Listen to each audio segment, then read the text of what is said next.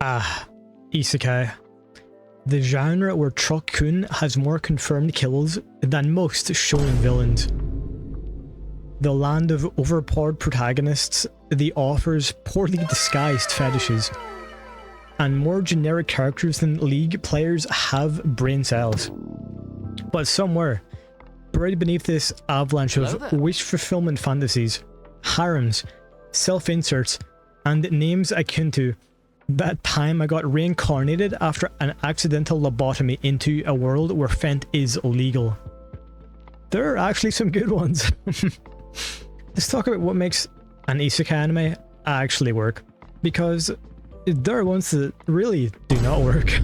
A lot of ones that really do not work.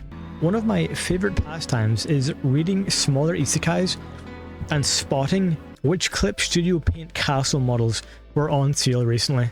And yeah, I get that Tropes and such vary on genre, but for the sake of this video, we'll try and focus on a made-up isekai that sort of takes itself semi-seriously, at best.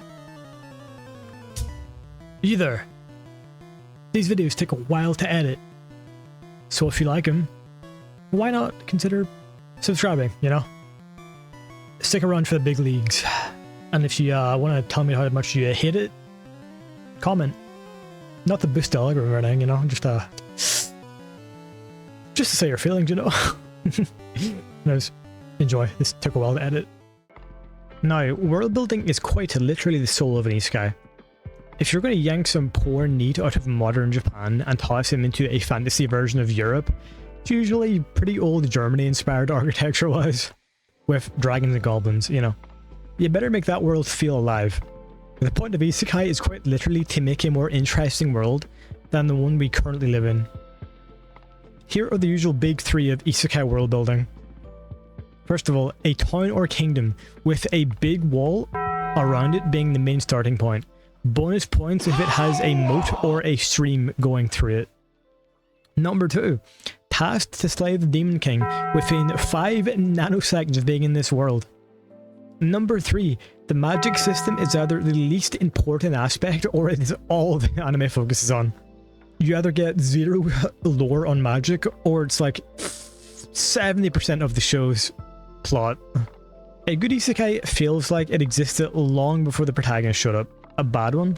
A bad one feels like the world came into creation just as the character did. So nothing's really explained above surface level because even the author says fuck it, I'm not even sure. A good world should feel like it existed beyond the perspective of the main character. A lot of these guys feel like things only flow when the main character is in the area. It's like how in games, when things are out of the player's range, they don't really render in physics freeze to save CPU. That's how bad world building feels to me. A good world should feel like it's always in this constant state of flowing and progressing. There are a lot of good examples of this. Eminence and Shadow. Hell, the second season was about manipulating the world's stock market. Mushok Tensei had really interesting metric systems, and an anime called Gate, which had a modern tech versus fantasy vibe. And instead of being like, oh yeah, that exists, the fantasy characters acted accordingly rather than just being like, yeah, they have guns, so what? They reacted, you know, as they would like, whoa, whoa. And this may be a really small detail, but even just a custom names for pre-established things, example, calling gold Gil, it's not huge, right? It's not game-changing, but it makes things like a little more unique rather than just, yep, here's 2 gold pieces, give me the fucking sword. As said, world building doesn't need to be the main focus exactly. If it's harem heavy, do you think the audience is going to be watching the girl with cannons big enough to sustain the village? Or the magic system? Now, here's where it gets spicy, the characters. What draws people to a show mostly? Now, let's be real. Anime fans will simp for anything that has a tragic backstory and massive milkers or abs. But when it comes to writing, well, here's what, you know, they should have. Likeable characters need to grow and feel, then make choices based on those, well, that learning curve, which sounds quite simple but is really hard to do organically. And unlikable characters should either be intentionally just awful Either that can be annoying or just evil. Or get trucked again. Preferably both. That's quite humorous. The worst part is when the author clearly has a preference for the worst written female character in the show. It just ruins it. It just ruins the vibe. And when it comes to characters, don't even get me started on the everyone loves the MC because he saved my dog from a slow-moving vehicle syndrome. It's really boring to me when the main character is just some black-haired dude that people only like because he is strong. And for some reason, just because he is strong, they pledge their whole existence to him. Their whole being is just, yay! Let's kill the Demon King together. And that's it. Although nowhere near an Isekai, Berserk is a god tier example of really good relationships. Now, yeah, I'm a bit biased on Berserk, but there's a reason for that, okay? People don't just join Guts because they are strong. They join him because they see this person that goes against everything a human should endure. Farnese, for example, one of the religious characters in Berserk, with a very dark past actually, joined Guts because he essentially tore down what she believed in, making her see the world for how it was, rather than just how she was made to see it. Guts became this flame in the darkness for her, not because of his strength, but because he was this fire that fought against the dark within the world. This man only fought for himself and didn't rely on anything else to save him. Something she was completely the opposite of, and that's why she joined him. Anyways, Berserk segment over. Had to find a way to talk about peak fiction somehow. Anyways, you get the point. Power fantasy is good and fun, but it doesn't excuse lazy or just boring writing or self-insert.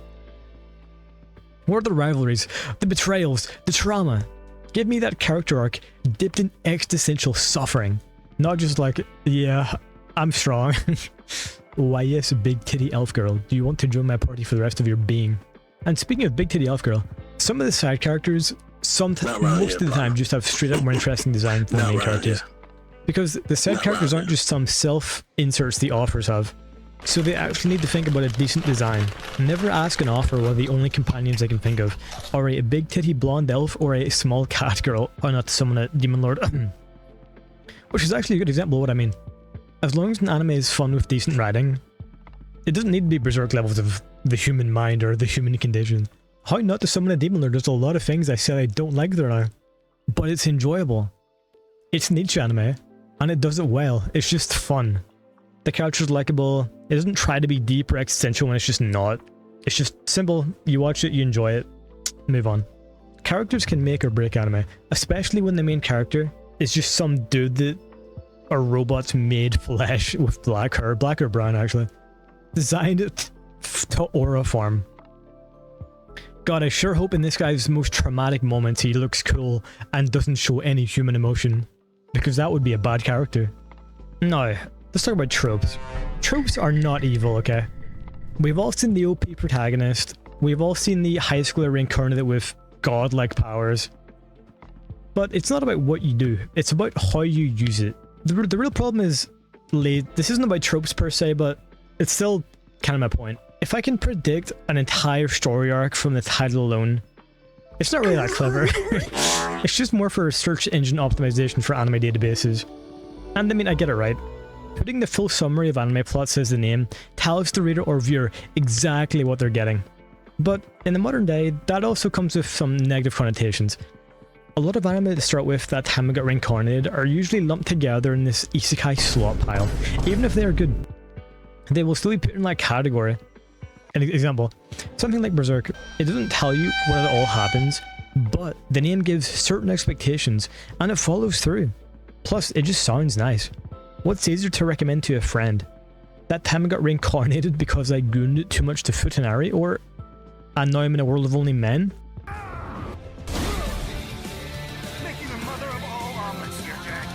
Or Berserk. Anyways, small tangent over.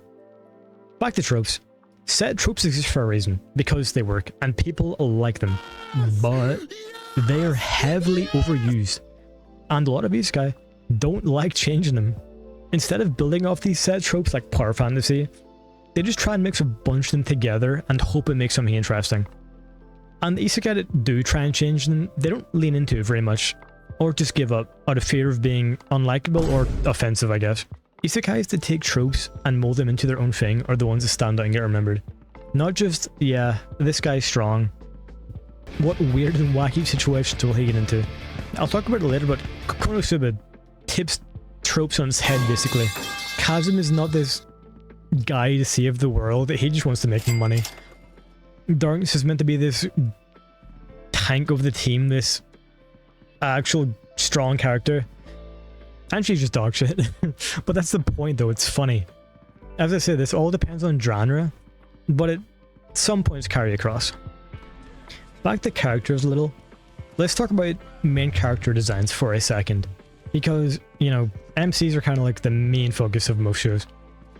You know, main character. 90% of them look like they were copy and pasted from the same character creator. Brown/black hair, school uniform, slightly melancholic expression. That's it. The most personality you'll get is if one of their waifus gets kidnapped or put in danger. And I'm going to give them the benefit of the doubt and say they do this because it's relatable. You know, many people have pretty basic black hair, normal faces, but it also just looks kind of lazy.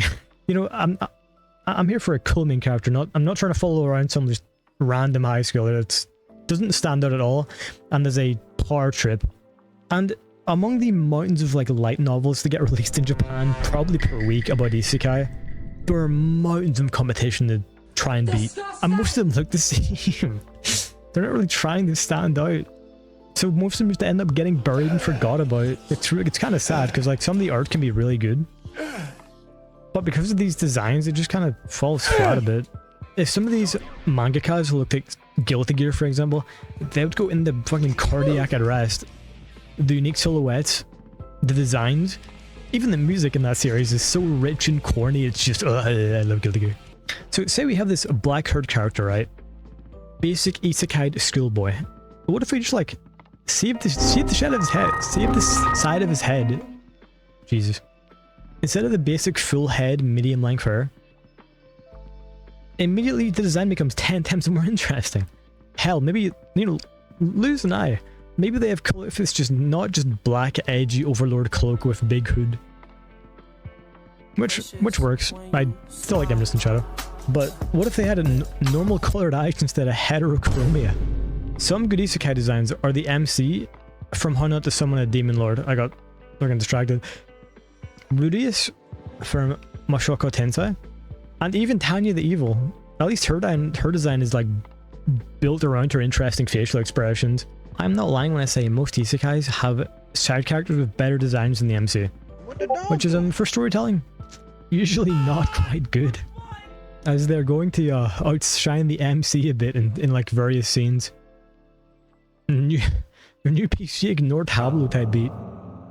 And yes, I know they're from different animes, just take the joke and run. Design is part of storytelling. If your protagonist looks like white bread with eyes, how am I supposed to believe he is the chosen one to kill Supreme Demon Lord Trucket Cross? You may be asking, what the dog doing? Well, what does a good isekai look like? Well, let me give you a brief sort of overview. First of all, a world interesting enough that's worth escaping to. Imagine getting isekai and just ending up in like Detroit. I don't know. Secondly, characters worth following, laws and all, not just, oh my god, he's so hot right now, he's so strong. 3, it acknowledges tropes but doesn't drown in them, and throws in maybe 12 herbs and spices to make it a bit more interesting. 4, let the MC struggle a bit. He doesn't have to aura farm 24/7. They don't have to look cool 24/7. Let them suffer a bit and like actually earn their place in the world rather than just being given it. Which I've said, it can work in power fantasies, but a lot of power fantasies are really just, they kind of lose their appeal after like 5 episodes. Konosuba, for example, it works because it does the opposite of the generic tropes. Kazuma is one of the most boring designs ever. But that's the point, and the art style helps this a lot. Kazuma isn't some hero, or really anyone important, he is just a dude, trying to make money in this new world. That's it. That is the entire cast of Konosuba, in my opinion, has a more interesting design than him. But it works because he's literally just a dude who is lucky. He doesn't really want to kill the Demon Lord, he just wants to live a life of peace, I guess. Another big thing, as I said earlier, the world needs to feel like it existed long before the characters showed up, not just render in when the MC changes zones in an MMO. A variety of things can help this. Characters going about their everyday life, not just attracted to the MC. Kingdoms that have some life to them. As I'm using Gate once again as a reference, it has some really cool world building. The kingdoms had its own inner conflicts, a division between various races and species, its own lore. Then the modern military comes in and fixes it, which gives it the whole story. And for once, it's modern Japan and not America. The elven schools are see. I'm gonna get in trouble for that one. Isekai is far from bad. It's just oversaturated and bloated from the 300 plus light novels published every hour in Japan. There are gems buried in this slot pile. You just have to dig past the various vending machines, smartphone gods, and demon lollies to find them. Anyways, this has been critically acclaimed at Punished Gatsu Gaming with his unarguable anime takes. Let me know your incorrect takes in the comments. And subscribe or I'm sending Truck-kun to every single one of your loved ones. And that is not a threat, that is a promise.